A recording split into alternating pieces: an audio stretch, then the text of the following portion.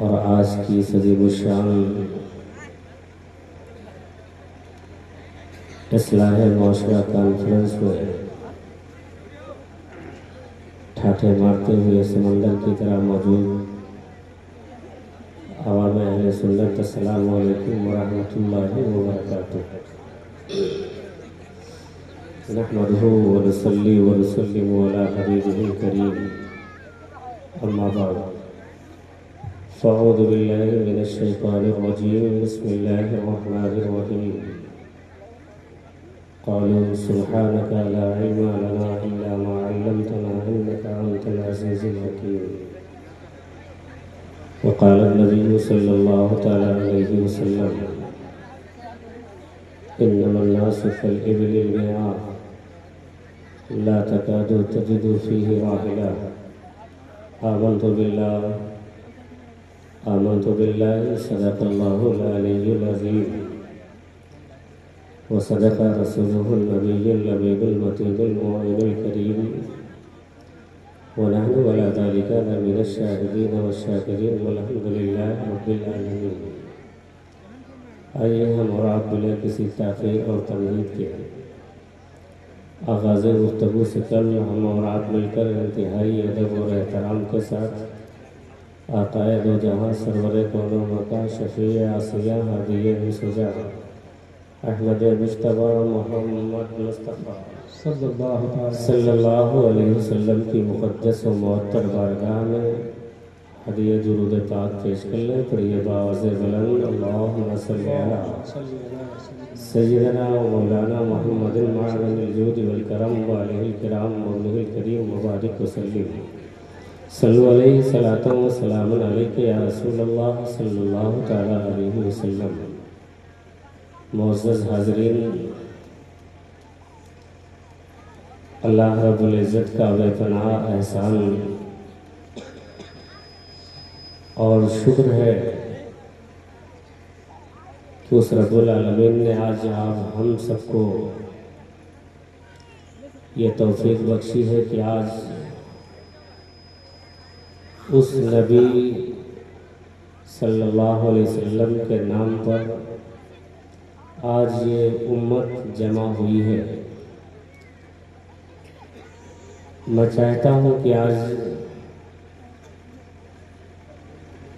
دور و دراز سے آئے ہوئے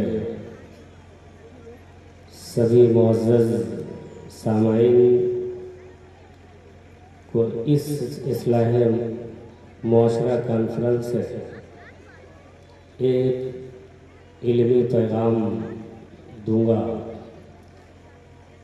اور آج کی گفتگو میں یہ بتاؤں گا کہ علم کیا ہے، ایجوکیشن کتنا زیادہ ضروری ہے۔ میں نے اللہ کے کلام کی ایک آیت اور حدیث رسول صلی اللہ علیہ وسلم پڑھنے کا شرف حاصل کیا۔ حضور نبی مکرم صلی اللہ علیہ وسلم دنیا میں تشریف لانے کا مقصد کیا تھا؟ اللہ نے اپنے حبیب صلی اللہ علیہ وسلم کو کس لیے دنیا میں بھیجا؟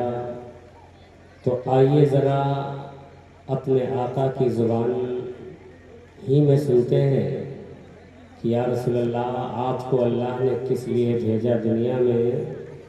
تو میرے آقا صلی اللہ علیہ وسلم ارشاد فرماتے ہیں: انما بعثت معلما،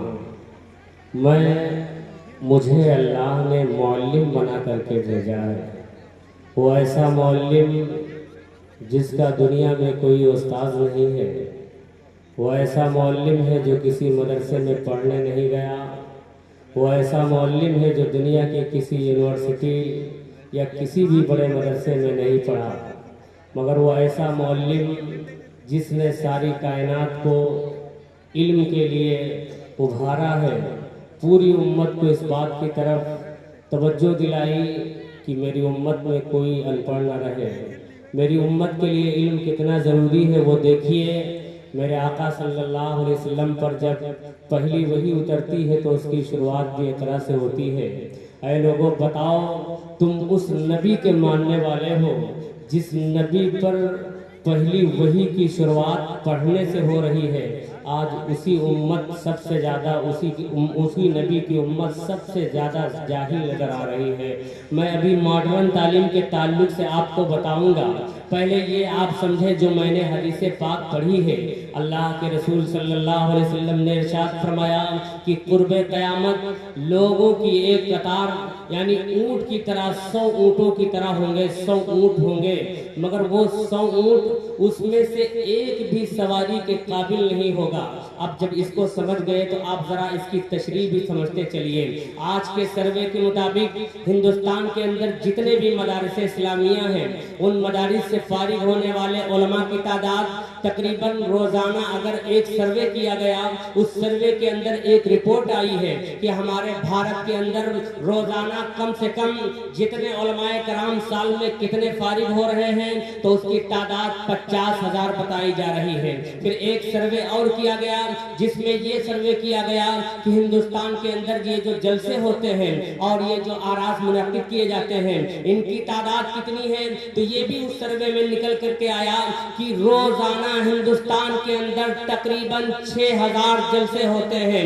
अब ऐ मुसलमानों जरा गौर करो, जिस उम्मत के अंदर जिस भारत में हम रह रहे हैं, इस भारत में उलमाए कराम की तादाद फारिग होने वालों की तकरीबन 50,000 है और 50,000 दोनों ये तो उलमाए कराम की तादाद है, मगर रोजाना जो जलसे हो रहे हैं उनकी तादाद 6,000 है। अब जरा इसमें अवाम को कितना फायदा हो रहा है, अवाम का कितना नुकसान हो रहा है। ऐ मुसलमानों, आज हमारा सब कुछ एक रस्म बन करके रह गया। आज हमारी पहचान जिहालत से हो रही है, आज बरेलवियत की पहचान सिर्फ जिहालत से हो रही है। आज दीगर कौमें और दीगर मज़ाहिब के मानने वाले भी मुसलमानों को डायरेक्ट टारगेट कर रहे हैं कि ये जो कौमें मुस्लिम है, इस मुस्लिम के अंदर ये जो बरेलवी मजहब के मानने वाले हैं, इनमें सबसे ज्यादा जाहिल नजर आ रहे हैं। आखिर इसकी वजह क्या है? तो आप जरा हदीस को मिलाइए। मेरे आका ने फरमाया कुर्बे क़यामत 100 ऊंट खड़े होंगे कतार में, मगर उनमें सवारी के एक काबिल ना होगा। तो आज उलमाए कराम की एक फहरिस्त हमारे पास, मगर इसमें काम के कितने लोग हैं? कम से कम इक्का दुक्का नजर आते हैं। ऐ लोगों, ये बात इसलिए मैं कह रहा हूँ कि आज हर एक किसी ने कहा था रह गई रस्म अदा रूहे बिलाली न रही, तो सिर्फ अजान ही एक रस्म नहीं है, बल्कि ये जलसा भी एक रस्म बनकर रह गया है। कितने लोग जलसे में आए हैं, क्या लेकर आए हैं? वो सिर्फ इसलिए आए हैं कि देखें कि वो कितना अच्छा पढ़ते हैं, वो इसलिए आए हैं देखें कि वो कितना अच्छा बोलते हैं।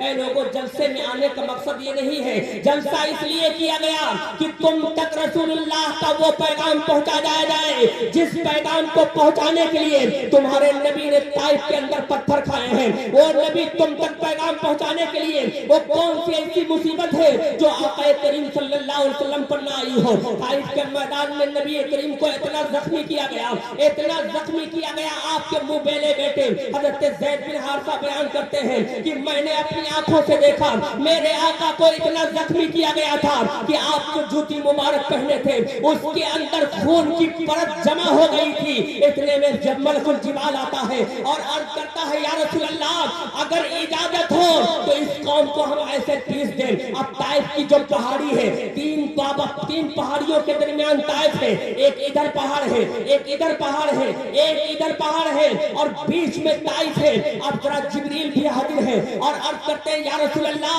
ये मलकुल जिबाल है। ये मलकुल जिबाल है क्या? ये पहाड़ों का फरिश्ता। जिस तरह से मलकुल मौत, ये मलकुल मौत नाम नहीं है, बल्कि उसको मलकुल मौत इसलिए कहा जाता है कि उसको अल्लाह ने मुकर्रर किया है कि तुम लोगों की रूह कब्ज करोगे। आप जरा देखिएगा, वो मलकुल जिबाल कहता है या रसूल अल्लाह, अगर इजाजत हो तो इनको मैं पीस करके रख दूं। मेरे नबी ने फरमाया नहीं, ए जिब्रील, अल्लाह ने मुझे रहमत बना करके भेजा है, मैं दुनिया के लिए रहमत बन करके नहीं आया हूं। तो ऐ कौमे मुस्लिम सुनो, ऐ मेरे आका सल्लल्लाहु अलैहि वसल्लम का कलमा पढ़ने वालों, आज मैं सिर्फ तुमसे मुखातिब हूं कि तुमने कलमा पढ़ा है, तो जब कलमा पढ़ लिए हो तो पूरे तौर पर तुमको आका करीम सल्लल्लाहु अलैहि वसल्लम की बात को तस्लीम करना होगा।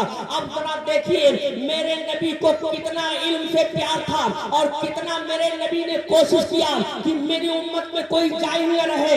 बदर में कुछ कैदी गिरफ्तार कर लिए गए, उन कैदों की रिहाई के लिए जो फिदिया रखा गया था, तो एक कैदी की रिहाई के लिए मेरे नबी ने फरमाया था, इसलिए कि وہاں کفار و مشرکین جن کو اطالیق مقرر کیا جا رہا ہے وہ ایمان والے نہیں ہیں، مگر پھر بھی ان کو میرے نبی نے اطالیق مقرر کیا. کہا ایک قیدی کم سے کم 10 مسلمانوں کو لکھنا پڑھنا سکھا دے، وہی اس کا فدیہ ہو جائے گا.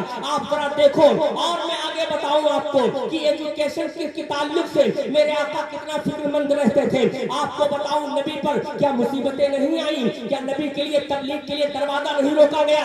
اعلانیہ بھی تبلیغ نہیں ہو رہی، اعلانیہ تبلیغ پر پابندی لگی، مگر میرے نبی تبلیغ کر رہے ہیں. اس میں جب کفار و مشرکین نے مظالم ڈھانا شروع کیا تو آقا کریم نے زید حضرت ارقم کے گھر سے تعلیم کی شروعات کی. اور ارقم دار ارقم سے تعلیم کی ابتدا ہوتی ہے اور جا کر کے مسجد نبوی میں بھی. اب مسجد نبوی درسگاہ بھی ہے، مسجد نبوی میں نماز بھی نہیں ہو رہی ہے، مگر صرف نماز ہی نہیں بلکہ اس میں صحابہ کرام کو پڑھایا بھی جا رہا ہے. اور ذرا اس کو آگے لے کر کے چلیے. صحابہ کرام کو کتنی فکر تھی. حضرت عمر ہے اور حضرت عمر کے ساتھ ایک اور انصاری صحابی ہے. میرے نبی نے جب بیعت مواخات قائم کیا تھا، اے میرے صحابی تم ان کے بھائی ہو، تم ان کے بھائی ہو. اس وقت حضرت عمر کو کہا تھا اے عمر تم کو میں ایک انصاری صحابی کا بھائی بناتا ہوں. اب حضرت عمر نے کہا تھا اے انصاری صحابی سنو، تم کو رسول اللہ نے میرا بھائی بنایا ہے، میں تم سے یہ کہتا ہوں کہ ایک دن میں جاؤں گا آقا کریم کی بارگاہ میں،